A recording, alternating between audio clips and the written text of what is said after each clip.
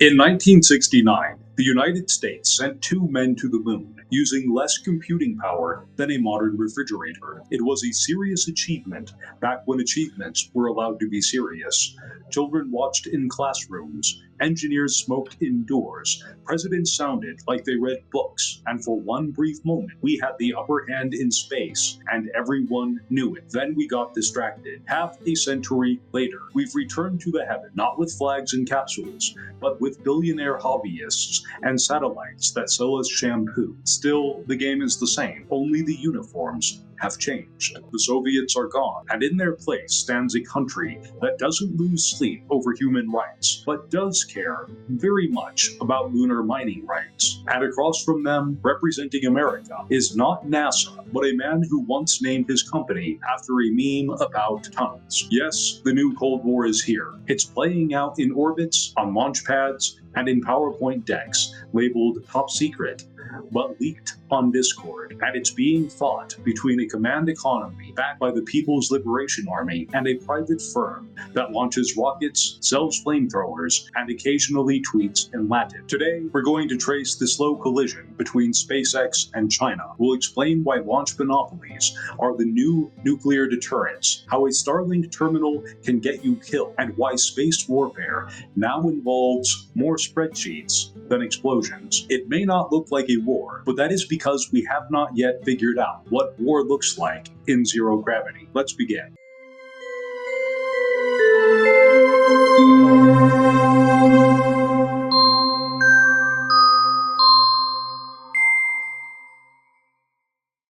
Hello, I'm Gene Botkin, and if you enjoy calm, well-researched breakdowns of escalating orbital tensions between autocracies and tech oligarchs, then go ahead and like this video and subscribe to the channel. That way, when things go fully kinetic, you'll at least be informed before the signal cuts. Now, let's talk about rockets. For decades, space was an exclusive club. The entry fee was high, the benefits were vague, and the meetings tended to involve acronyms that no one outside of Washington or Baikonur could understand. But the landscape changed in 2002 when a man in a PayPal t-shirt decided to start building missiles for fun. The result was SpaceX, a private company that now controls more orbital launches than most sovereign states. It was sort of like watching a backyard inventor accidentally win the arms race. Meanwhile, China took a more traditional route. It built its program from the ground up, state-led, military-backed, and quiet on the surface, while methodical underneath. Where America's ascent was loud and improvisational, China's has been patient. Their rockets look like they were designed by a committee of serious men. Ours, on the other hand, look like someone said, make it cooler, until they ran out of budget. But underneath the surface, there lies a growing strategic symmetry. Both sides are building constellations, both are carving up launch infrastructure, and both understand that the real value of space is not glory, it's leverage. Control the satellites, and you control the communications, navigation, targeting, and timing. In civilian terms, Instagram, Google Maps, and watching reruns of MASH in the bunker. What we're seeing now is not a race to explore, but a race to dominate. And SpaceX did not ask to represent the United States. But when you're the only one left standing on the launch pad, that's how representation works. So next, we'll look at how SpaceX became indispensable to the Pentagon without ever applying for the job. It began with a contract. Technically, several launch services for NASA, cargo to the ISS, reusable rockets that did not explode every time. SpaceX became reliable, or at least reliable enough, and that was more than anyone else in the free world could offer at the time. Slowly, and without much fanfare, the Pentagon began to take notice, and that is where things began to get complicated. In another era, America built arsenals with Lockheed Martin and Boeing. These were companies that wore suits, issued statements through press officers, and did not post anime memes at 2 a.m. But SpaceX was different. It was visionary. It moved fast, it fixed things, and it occasionally broke them, but it kept launching. And in a world where you can't fight what you can't see without satellites, launch supremacy became strategic supremacy. Today, SpaceX controls roughly half of all orbital launches, and that is not an exaggeration. That's the actual number. And the US military, faced with the slow motion obsolescence of its legacy systems, has quietly shifted into a new kind of dependency, not on its own industrial base, but on a single contractor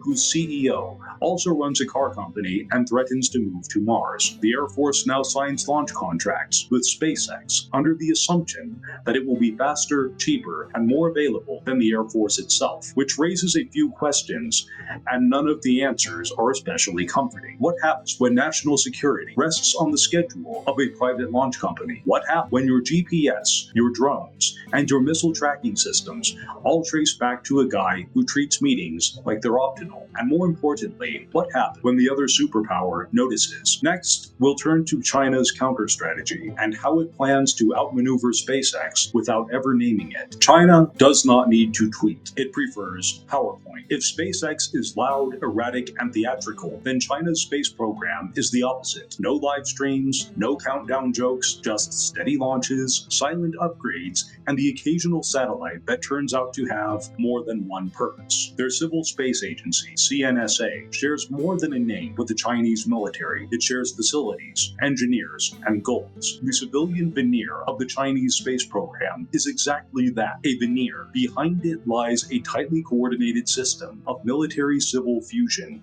in which every commercial capability has a dual use, and nearly every satellite can report back to Beijing. China has watched SpaceX's rise with interest, if not exactly admiration, and while it can't copy Musk's personality, it can mimic the results. In 2020, it launched its own reusable rocket program. In 2021, it built the Tiangong space station alone. In 2022, it tested anti-satellite weapons by smashing one of its own weather satellites, which is one way to announce that you're ready for a fight. But China's real move is not showy, it's systemic. Its state-owned launch companies are multiplying, its satellite networks are expanding, and unlike the United States, where commercial and military space are often awkwardly divorced, China integrates everything by design. You don't need to wait for a defense contract when you already work for the Ministry of Defense. They've even got their own version of Starlink. It's called Guowang, a name that roughly translates to National Network, though Orbital Net might be closer to the point. Thousands of satellites are planned, global coverage is expected,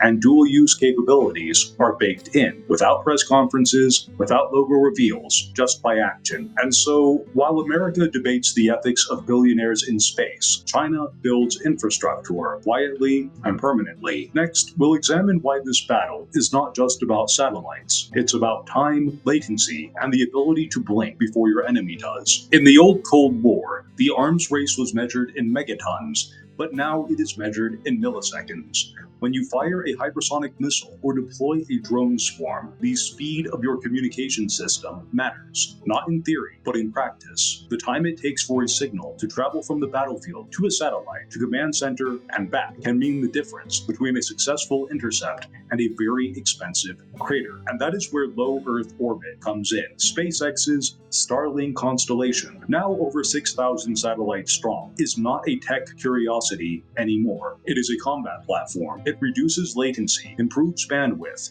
and creates a redundant network that's hard to jam and even harder to destroy. Ukrainian forces have already used it to coordinate strikes, operate drones, and keep their command structures intact. Whether or not that was the plan, it is now the precedent. Meanwhile, China is building its own version, but with different flavor. Less redundancy, more central control, fewer pop songs from orbit, more intelligence surveillance and reconnaissance. The latency matters here too, but so does the ability to deny that latency to others. In short, space is no longer the high ground, it is the fast ground. Whoever controls the fastest, lowest latency, most resilient mesh network will likely control the tempo of future wars. And if you think that sounds like a Silicon Valley pitch deck, you're right, and that's where the Pentagon got it. But unlike a pitch deck, the consequences are real. In a future war, the side that wins will not be the one with more firepower. It'll be the side whose satellites blink first and on purpose. Next, we'll explore this unspoken reality that the Cold War is being funded not by taxpayers, but by YouTube ads and luxury electric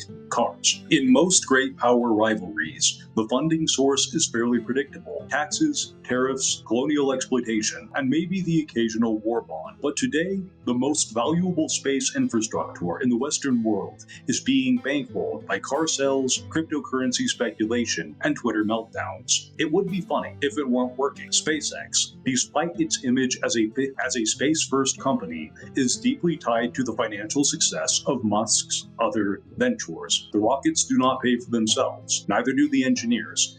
And while launch contracts with NASA and the Department of Defense bring in revenue, they do not fully explain how SpaceX has been able to build a global internet constellation, field a fleet of reusable rockets, and still find time to start an AI company in between. The answer lies in brand gravity. Tesla's market valuation, despite frequent encounters with reality, has provided a financial engine strong enough to cover SpaceX's appetite for risk. Meanwhile, Starlink has become a revenue stream, selling subscriptions to remote mountaineers, disaster zones, and people who don't like their neighbors knowing what they're watching. This creates a strange feedback loop. Every time somebody buys a luxury car to save the planet, they help subsidize military-grade satellite coverage in Eastern Europe. And every time somebody signs up for Starlink to stream their homestead chicken coop in rural Idaho, a Pentagon analyst sleeps slightly easier. But on the Chinese side, there is no market magic. It is all centralized investment, state loans, state directives, and state launch schedules. In theory, this should create stability, but in practice,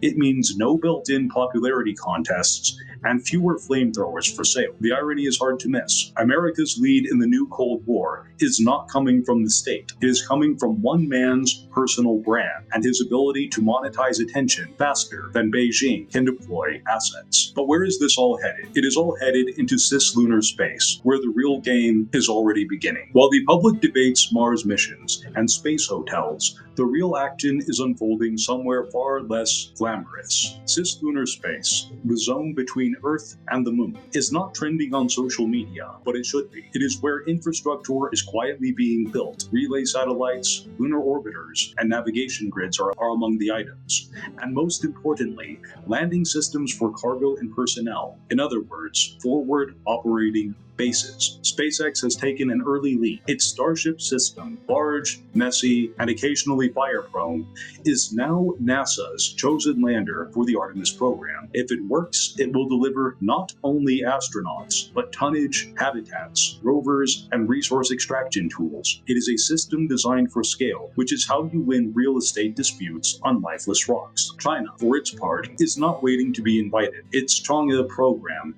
has already returned lunar samples.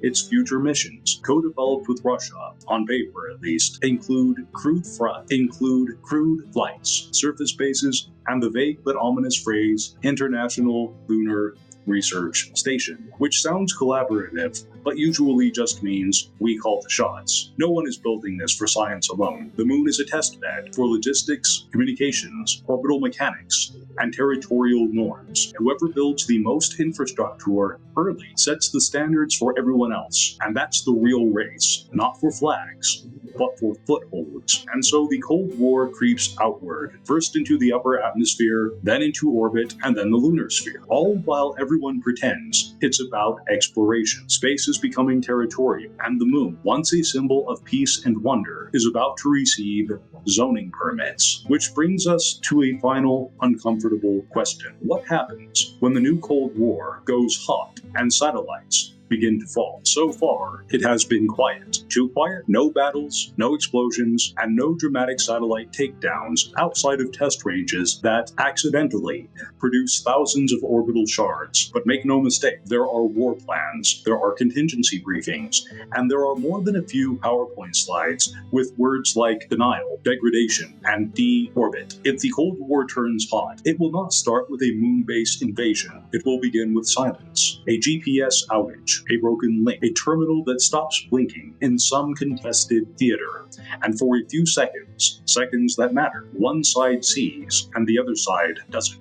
Anti-satellite weapons already exist. Ground-based lasers, kinetic interceptors, and co-orbital drones. China has tested them. The US has them too, but prefers to call them options we never hope to use, which is how you label weapons when you're still pretending it is not a war. And then there's the wild card in the form of SpaceX. SpaceX. It is not a military asset. It isn't a government agency. It answers to launch windows, investors, and a CEO whose public relations strategy consists of mild provocation followed by radio silence. And yet, in a crisis, SpaceX would become the first call. Starlink terminals, Falcon rockets, and launch priority lists all would be on the table, which means the United States could find itself in a conflict where operational superiority hinges on whether or not a private company picks up the phone. That's where we are right now. A Cold War waged by a state and a corporation over a domain with no borders, no treaties that bind, and no history of restraint. And if you found this breakdown helpful, then consider subscribing to the channel and liking the video, because the world is heading for the stars, and someone ought to keep track of who's bringing the maps and who's bringing the weapons. Now let's close with a final thought. In 1947, an American general looked up at the sky and decided that the next battlefield might not have roads. 75 years later, we are building highways in orbit, privately owned, publicly contested, and occasionally named after birds. The new Cold War won't look like the old one. It may not even feel like a war, but there are no Berlin checkpoints in space, no U-2 incident, no hotline to Beijing on the moon yet, but the moves are being made, the pieces are on the board, and somewhere in the silence above us, position is being claimed. We are told that space is neutral, that it belongs to no one, that it is a realm for discovery and not for dominance. And that sentiment looks good in treaties, but like most slogans, it tends to dissolve when someone sets up infrastructure and stops answering questions. What's different this time is that one side is a nation and the other is a company. Now that arrangement may not last forever, but for now, it is the truth. And in the absence of a formal doctrine, the doctrine becomes action. And if your satellite feed ever cuts out without warning, well, maybe that's the first sign that the new Cold War has turned a little bit hot. With Elenarda, I'm Gene Botkin. End transmission.